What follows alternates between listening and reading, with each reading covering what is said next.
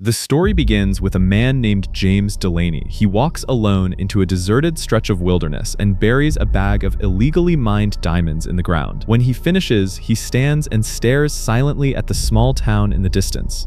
This is his first time coming home after vanishing in Africa for 12 years. Most people believed he was dead. He rides a white horse into town and arrives at the local church. His father's body lies on a table. Today is the burial. When James appears in the doorway, the entire congregation falls into stunned silence. No one expected him. His half-sister stares at him from across the room. He stares back.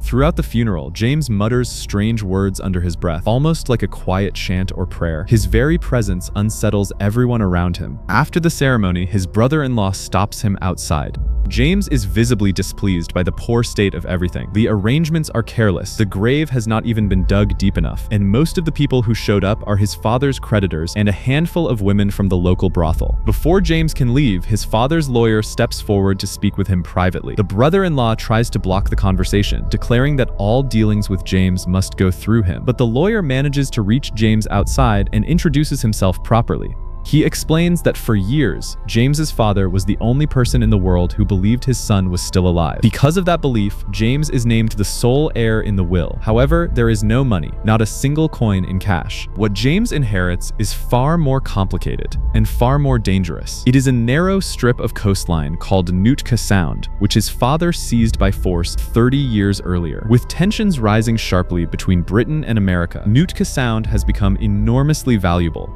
Whoever controls it will dominate future maritime trade routes across the Pacific. The lawyer strongly advises James to sell it immediately. James decides to keep it. He is not the only one who wants it. The powerful East India Company had been waiting for his father's death so they could purchase Nootka Sound. They had already secretly negotiated a price with James's sister and her husband. His sudden return destroys their entire plan. The chairman of the East India Company, a man named Stewart, orders an investigation into James Delaney. What they uncover is this. As a young man, James served in the East India Company's military. He showed exceptional skill in combat, navigation, and leadership.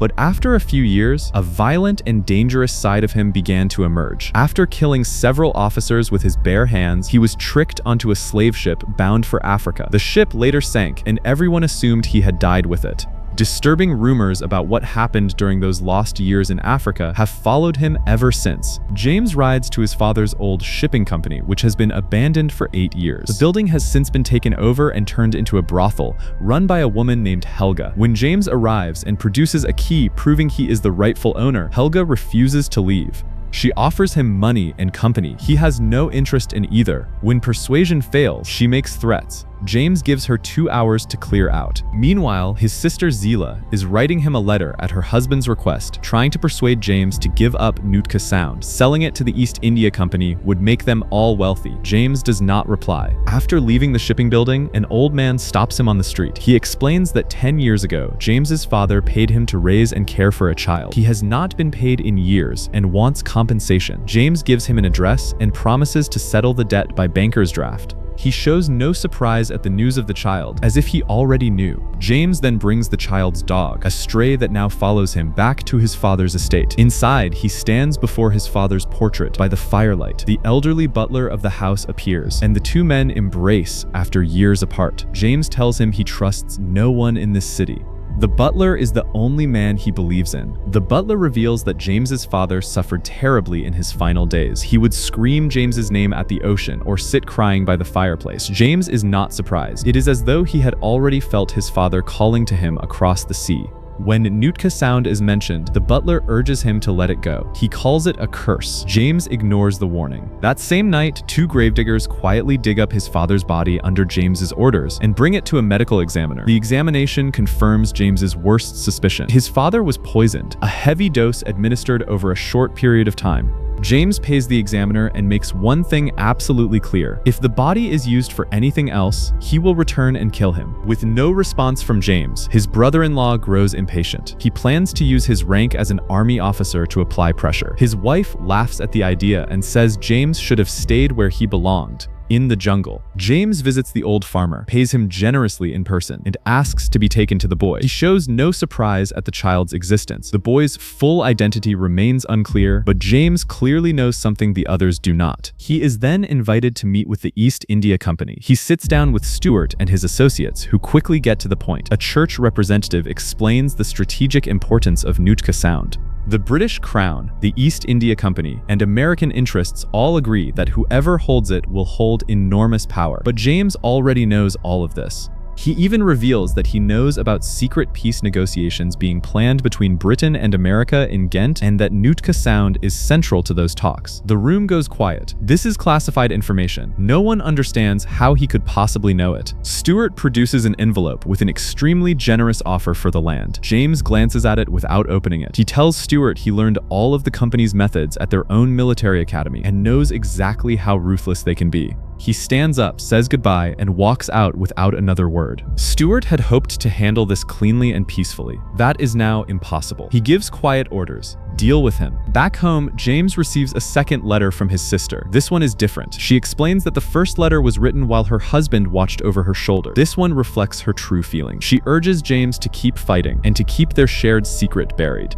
Whatever that secret is, it is something they both carry. The next morning, James digs up the diamonds he buried and purchases a heavy iron safe. He asks the butler what his father had been eating in the days before his death. The butler says he barely ate at all and mostly drank the wine and spirits that he, the butler, brought him. James suspects the truth, that the butler may have been the one who poisoned his father's drink, but he says nothing, not yet. James takes 3 diamonds from the bag, locks the rest in the safe, and goes to an auction. He places a bid of £800 and wins a merchant ship. The vessel is officially registered to the Delaney Nootka Trading Company. When Stuart hears that James has established a trading company and purchased a ship, his concern deepens sharply. How does this man know about the negotiations in Ghent? That location is a state secret. Where did he get the money for the ship? Stuart concludes that James must have been working with the Americans, either in Africa or shortly after his return. On his way back to London, James discovers his white horse has been stolen. A note has been left behind. He knows immediately who is responsible: a black market criminal known as the Butcher, a man named Atticus. James goes to confront him. Atticus dodges the subject and starts asking James strange questions about Africa, claiming he wants to write an encyclopedia. James is not amused. Atticus admits that James's father owed him money. He also reveals something more significant. 1 year ago, someone hired him to kill James's father.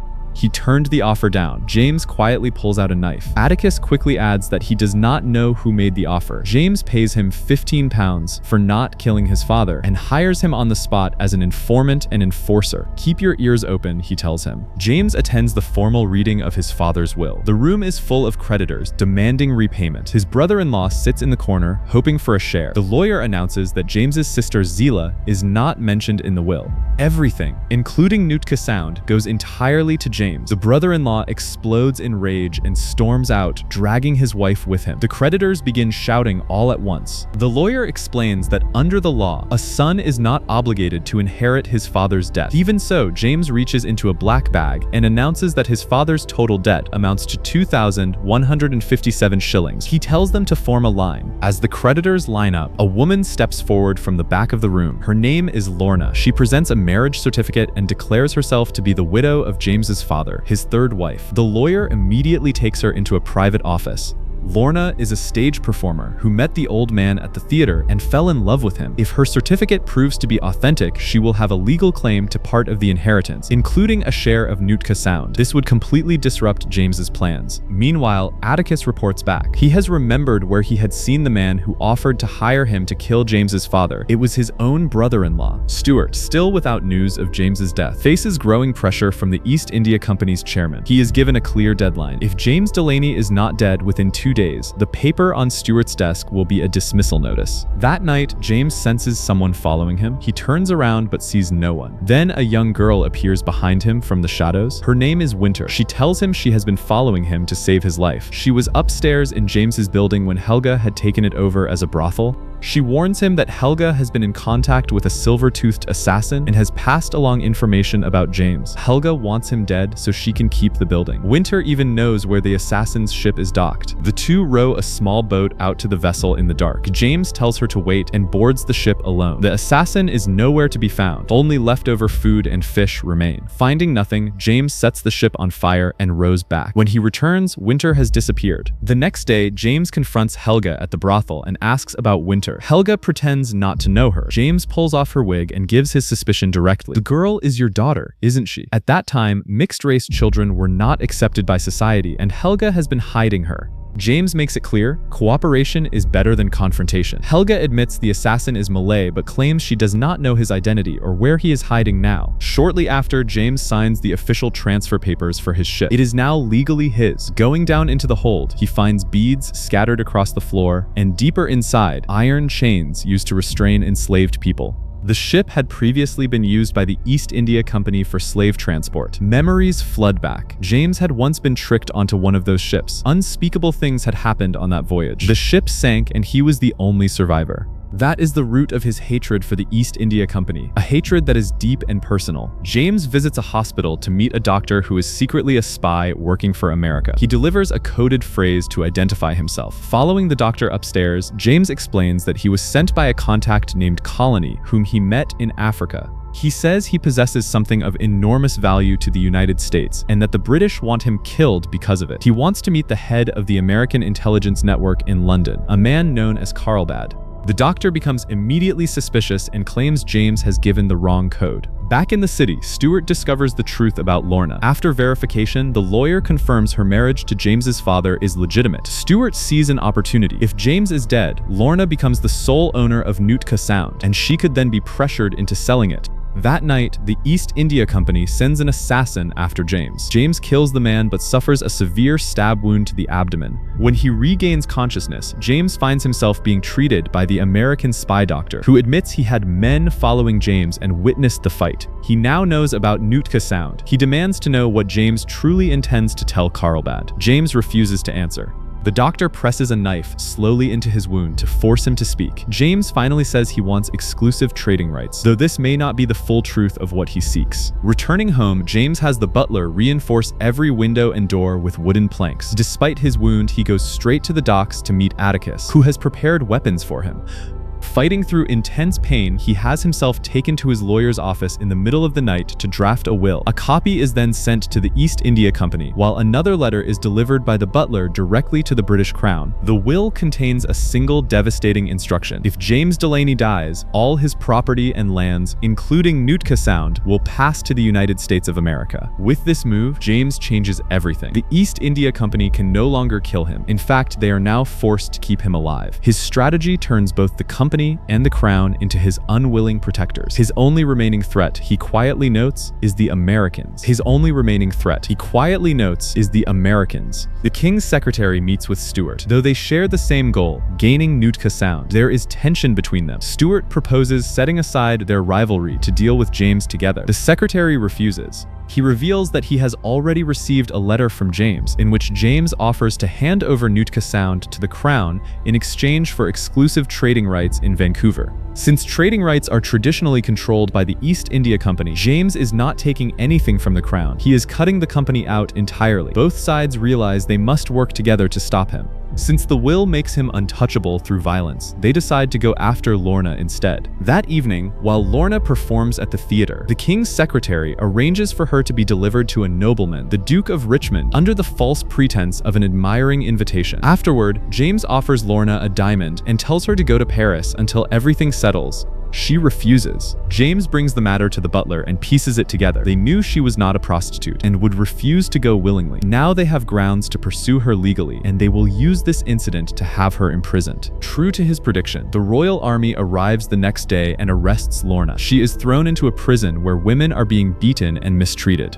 The king's secretary visits her there with papers already prepared, her marriage certificate, a formal legal challenge to James's inheritance, and a transfer agreement giving Nootka Sound to the crown. If Lorna signs, she walks free. If she refuses, she will be hanged for conspiring to murder the Duke. Lorna refuses to sign. Just as the secretary prepares to use harsher methods, agents of the East India Company arrive and free her. The butler escorts her safely home. Stuart is furious. He had agreed to share Nootka Sound with the Crown as a common goal, but the Crown attempted to seize it alone through underhanded methods. They were only stopped because the company leveraged their influence over the Duke to have the charges dropped.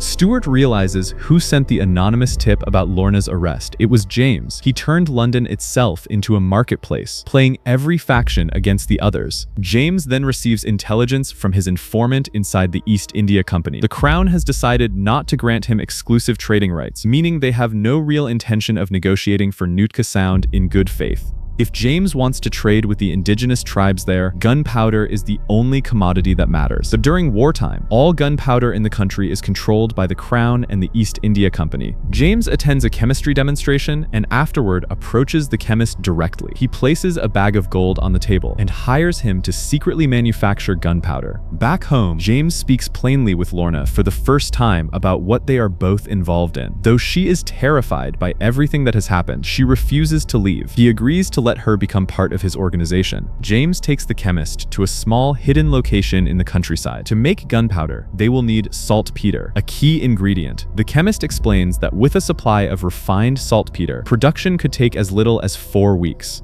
The problem is that all the nation's saltpeter is locked inside East India Company warehouses. James will have to steal it. Before he can act, a second assassin attacks him in the countryside. James is overpowered at first and knocked down. The assassin assumes he is unconscious and tries to carry him away. James has been waiting.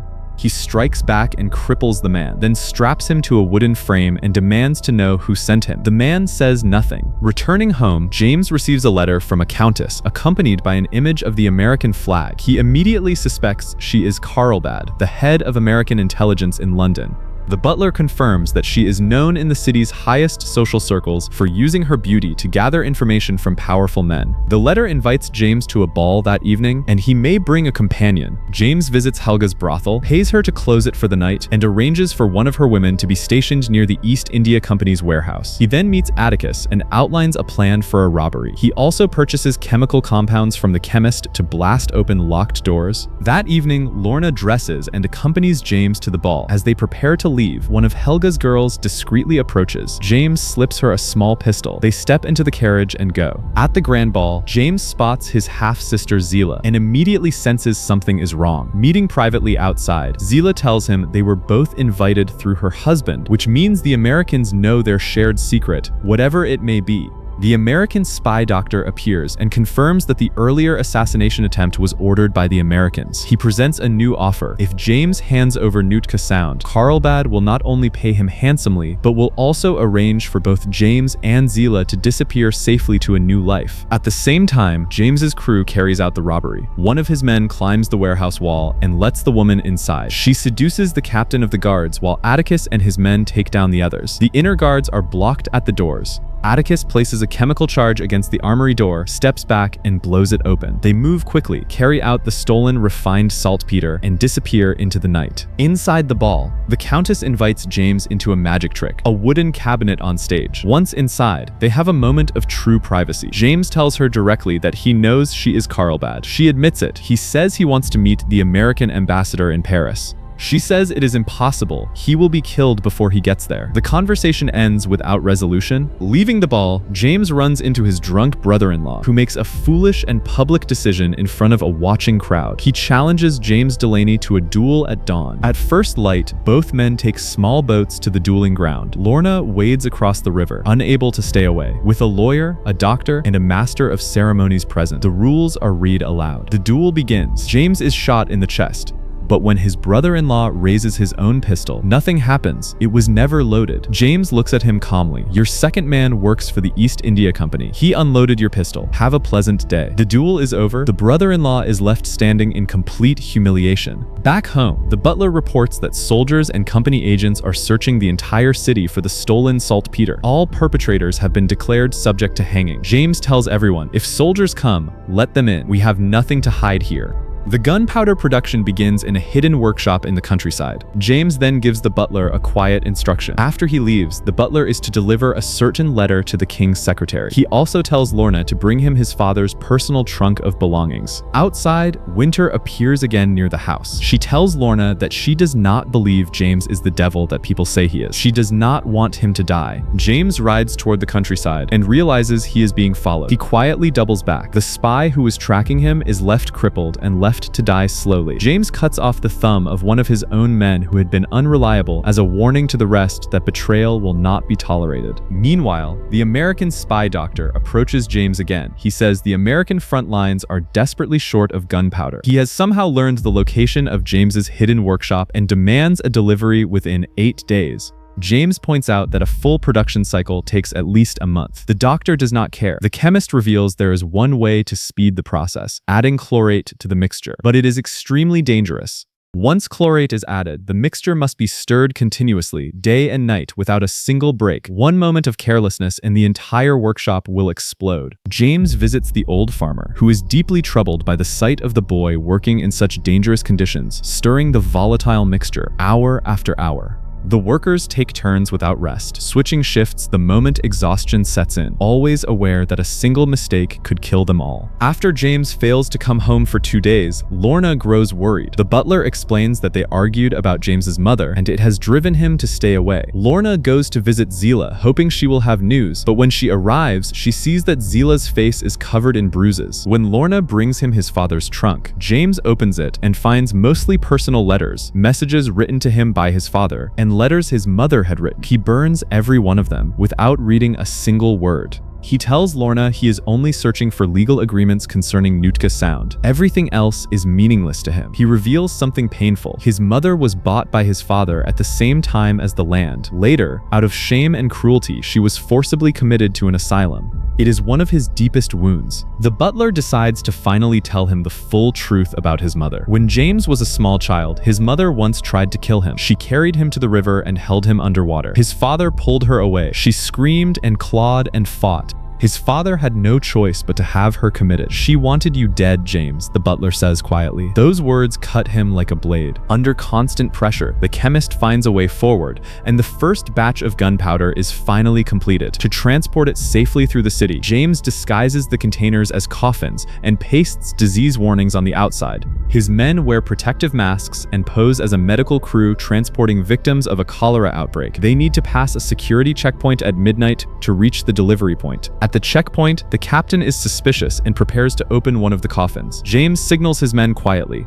At that moment, the boy, who had secretly hidden inside one of the coffins after overhearing the guards earlier, pushes the lid open and frightens the soldiers badly enough that the whole convoy is waved through. Meanwhile, the old farmer has been torn by doubt and fear. The East India Company has offered a generous reward for information. After much internal struggle, he makes his decision. He betrays James. Stuart learns the location of the workshop. He sends soldiers to raid it, but James's informant inside the company rushes to warn him in time. James moves everyone and everything out by boat before the soldiers arrive. When they get there, they find nothing. As punishment for the betrayal, the old farmer has his tongue cut out. At the docks, a man from the East India Company delivers a message from Stuart to James directly. The war has begun. Moments later, James's ship, the vessel he spent 800 pounds on, is blown apart by the company. Without it, he cannot sail to America. James confronts his secretary informant, who swears he knew nothing about the attack on the ship. A traitor within James's own crew is responsible, the same man whose thumb James cut off. Furious and drinking heavily at the brothel, James walks to the shore afterward and steps into the cold water. Winter appears behind him. James knows he is not in control of himself and pushes her away. The next morning, James rises from the mud of the riverbank to find Winter's lifeless body lying beside him. He is stunned. He does not know whether he caused her death. A woman fires a shot at him from a distance and screams murder. James does not flinch. He picks up his hat and walks away. He knows only one thing with certainty. Helga will betray him now, driven by grief over her daughter. He finds Atticus immediately. A mother will do anything to avenge her child, he says, even trade her own life. Helga knows they supplied gunpowder to the Americans, and that is treason. Atticus wants to kill her to keep her silent. James refuses. She has suffered enough. James prepares his final moves. He writes several important letters, distributes them carefully, and gives the key to his safe to the boy, instructing him what to do with its contents if things go wrong. He then brings the butler before him and states plainly what he already knows. The butler poisoned his father's wine. The butler does not deny it. He says it was a mercy. The old man was destroying himself, burning alive from the inside. I ended his suffering. James hears this and does not push further. He turns and walks downstairs. The following day, exactly as James predicted, Helga goes to the East India Company and reports everything. She tells them James supplied gunpowder to the Americans. Stuart is delighted. This is treason. We have him. We have Delaney, and we have Nootka Sound. Helga assumed she would be freed after talking. She gravely underestimates the company's cruelty. She is held as an accomplice to treason herself. James's informant rushes to warn him. James says calmly that he expected it. He receives the address of the safe house where Helga is being kept and immediately takes the secretary to meet someone important, a government investigator. This investigator once looked into a notorious East India Company shipwreck, the very ship that James had been forced onto as a young man. Under Stuart's command, the vessel had been secretly carrying 280 enslaved people. When the ship began to sink, Stuart ordered the crew to nail planks over the doors of the hold, ensuring none of the enslaved people could escape. James had been one of the crew aboard that ship. He survived. His testimony alone is not enough.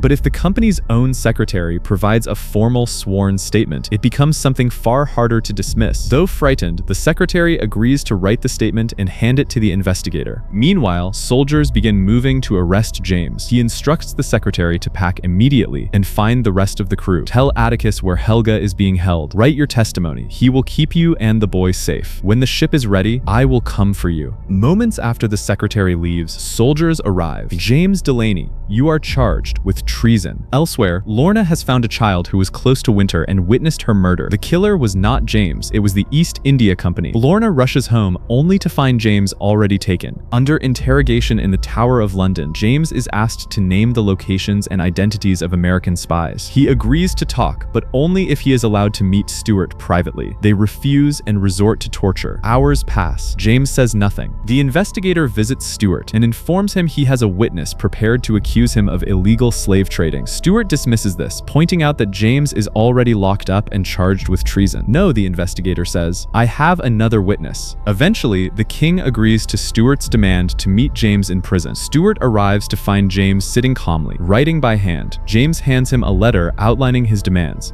He reveals the most damaging piece of information he holds. The illegal slave ship was bound for Stuart's own brother's plantation outside British territory. That makes Stuart himself guilty of treason, not just the company. If Stuart refuses to meet the demands, James will expose everything before 3 judges and 6 clerks during interrogation. He asks for one thing, a ship. You have 4 hours. With his pre-written letters now being delivered across the city, every piece of James's plan is set in motion simultaneously. The boy unlocks the safe and distributes the letters as instructed. Atticus and his men free Helga. Lorna approaches the Countess, the American spy, and presents a demand. She wants safe passage papers and a coded letter to America. In return, James will not reveal the Countess's identity to the king's secretary. The Countess asks who she is. I am Mrs. Delaney, says Lorna, his wife. Once everything is in place, the boy takes a position outside the prison and begins singing loudly, a signal. James hears it and prepares himself. The interrogation resumes. His interrogators give him a final warning. Name the spies or face something worse than death.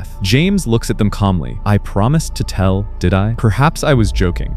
He then declares that by noon, the treason charges will be withdrawn, the witnesses will disappear, and the evidence will be destroyed. By the afternoon, he says, I will be free. He is right. A new ship has been docked in the harbor, delivered by Stuart as demanded. James returns home to find a letter from Zila waiting for him. Unable to endure her grief and guilt any longer, and believing that she and James could never truly be together, she has taken her own life. The news devastates him. He breaks down completely. Lorna reads the letter in silence beside him. There is no time to grieve. Everyone gathers at the docks. James meets the American spy doctor one final time. The doctor produces a contract and urges him to sign immediately, claiming it is the passage paperwork. It is not. The document is a full transfer of ownership of Nootka Sound to the East India Company. The The doctor was a double agent all along, an instrument of the company, not the Americans. "You are nothing but another man's dog," James tells him. "You called yourself an American spy, but you were always bait, used by the East India Company against the Crown and against me." At the docks, Wilton from the East India Company approaches the new ship and announces that it belongs to the company now. He tells the men to pass along a message to Delaney. He does not finish speaking. James's men kill him, throw his body into the water, and begin loading the remaining gunpowder onto the ship. The king, upon discovering that he has been deceived and outmaneuvered on every front, declares that Nootka Sound no longer matters to him. He orders his troops to hunt down and eliminate James Delaney and every one of his men immediately. James arrives at the docks to execute the final part of his plan. The tide will rise in 15 minutes. They must hold their ground until then. He turns to the butler, Old Brace, and tells him he cannot come. "The voyage would kill you," he says quietly. The old man does not argue. Soldiers arrive and the fight begins. James's crew takes defensive positions, retreating into barricades and holding them against the first assault. Women board the ship. Soldiers attack from the flank. Helga is shot and killed. The butcher and his crew fight fiercely. The chemist is caught in an explosion and has to be dragged aboard by 2 men. Once everyone is on deck, they raise the anchor and set sail. Back in the city, Stuart receives a package delivered by the boy, sent by the doctor, the messenger says. He opens it. Moments later, a bomb inside the package tears him apart. The investigator arrives at James's now empty home. Brace hands him a letter, a formal, detailed accusation of the East India Company's crimes, written and signed by James Delaney and his witnesses. The ship moves out into open water. Lorna's injuries are minor. The chemist is in critical condition. The butler stands on the dock and watches them go. They are sailing toward a new world. What James Delaney does with it, what he truly wanted all along, remains to be seen.